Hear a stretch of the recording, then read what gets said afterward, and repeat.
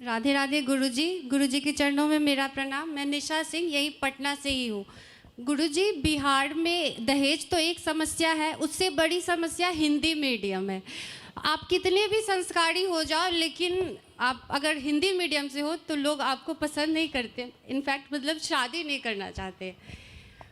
और अब ये नहीं है कि दहेज बंद हो गया है बिहार में, दहेज ले रहे सब। अब है कि आप जॉब वाली लड़की चाहिए ताकि उनको पूरी लाइफ दहेज मिले।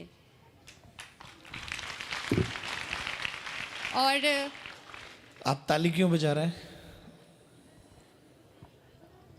ये दुर्भाग्य वाली बात है। इसका मतलब है, एक बात तो कन्फर्म है, अभी तक जो लोग ये कह रहे थे ना कि बेटियों को बराबर का हिस्सा चाहिए, एक बात समझ लीजिए, अब बेटियां बेटों से आगे निकल गई हैं। कहीं ना कहीं बेटों को और बेटों के बापों को ये पता चल गया कि हमने तो कंजड़ ही पैदा किया है, ये कुछ नहीं कर सकता, कोई बेटी आएगी वही घर चलाएगी। और दहेज को नया रूप ले लिया है कि हाँ, आप दहेज मत दो, शादी का खर्चा, गहने का खर्चा दे देना, बारात का खर्चा दे देना और जॉब वाली बेटी दे देना। हाँ। सही बात।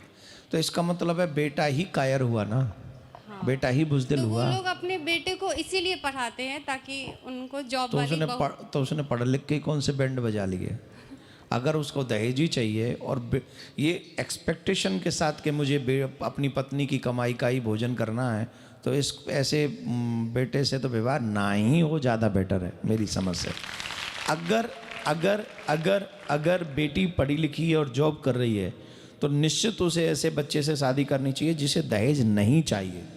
अगर वो पढ़ी लिखी है, जॉब कर रही है, तो उसे अपने ऊपर इतना कॉन्फिडेंस होना चाहिए कि मैं अपना खुद का कमा रही हूँ, मैं इस लायक भगवान ने बनाई हूँ कि मैं उसका भी पेट भर सकती हूँ, लेकिन ऐसे निकम्मे खानदान में मैं नहीं जाऊँगी जहाँ मेरे बाप से दहेज मांगा जाए। ये बेटी को कॉन्फिडेंस होना चाहिए और ये बेटी के पिता को कॉन्फिडेंस होना चाहिए कि मेरी बेटी अगर पढ़ी लिखी है तो अपना काम चलाएगी, अपने घर को भी चला सकती है। तो मैं एक संपन्न, न चाहकर वो धन से आजकल लोग संपन्न मानते, मैं संस्कार से संपन्न कह रहा हूँ। किसी घर में बेटी का विवाह करना चाहिए जो बेटा कर्मठ हो, चाहे कम सैलरी हो, चाहे कम पढ़ा लिखा हो। फिर ऐसे पढ़े लिखे बच्चों के मुँह पर तमाचे पड़ेंगे खींच खींच के ऐसे ही कि ये ले दहेज। यहाँ एक्शन अब कहीं ना कहीं बेटियों को लेना पड़ेगा। आप ये सोचें ये समाज सुधर जाएगा, ये नहीं सुधरने वाला।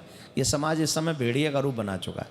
ये बेटियों के प्रति कोई इसकी मतलब बातें करेंगे, सब बड़ी बड़ी बातें करवा लो, किसी से भी कितनी भी बड़ी बातें करवा लो, लेकिन जो जेन्युइन चीज़ें हैं उनकी तरफ इनकी कोई पहल नहीं है। अब बताइए, लोग कहते हैं सामूहिक विवाह हो रहे हैं। सामूहिक विवाह किन के होते हैं?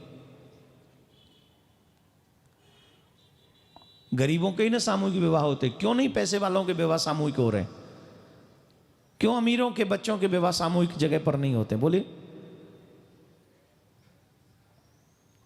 फोटो खिंचवाने के लिए गरीब, हालांकि अच्छी बात है, समाज में गरीबों के भी ऐसी सहायता तो कम से कम समाज के लोग करें, पर यह पहल हमें भी करनी चाहिए कि हम अपने बच्चों का विवाह अगर सामूहिक ना करें, कम से कम दहेज तो न लें। मुझे बहुत तकलीफ़ होती है जब भी कोई बेटी इस बात को कहती है, और मुझे लगता है कई बार तो बेटियां इस विषय में बहुत गुस्सा भी करती हैं, और उनका गुस्सा जायज़ है, बहुत जायज़ है। यहाँ पर बेटों को सोचना होगा कि आप अपने माँ बाप के बनाए हुए ज़बरदस्ती के रूल पे मत जाइए। आप एक बेटी संस्कारी लाइए, और जॉब हो तो उसका भाग्य है, ना भी हो अगर संस्कारी है तो हमें अपने बच्चे को अच्छी पत्नी दिलवानी चाहिए जो संस्कारी हो, संपन्न हो। ये दहेज और ये सब प्रथाएं सब गलत हैं, ये नहीं होनी चाहिए समाज में। गुरुजी, और बेटों से अपील है कि आप लोग थोड़ा सा स्टेप उठाइए, स्टेप लीजिए और आगे बढ़िए, और माँ बाप को समझाइए कि हमें दहेज बिल्कुल भी नहीं चाहिए, बिल्कुल भी नहीं। और ये बच्चों की जिम्मेदारी है, बेटों की जिम्मेदारी है स्पेशली। और हिंदी मीडियम भी तो समस्या है ना? हिंदी मीडियम नहीं, हिंदी मीडियम में ऐसा कोई समस्या नहीं है। यहाँ थोड़ा पटने वटने में कुछ हो गया होगा। हम पूरी दुनिया में जाते हैं, ऐसी कोई समस्या नहीं है। आजकल की बच्चियाँ बहुत पढ़ी लिखी हैं, बड़ा इंग्लिश बोलती हैं चकाचक। हिंदी मीडियम में भी बड़ी समझदार बच्चियाँ हैं। धन्यवाद।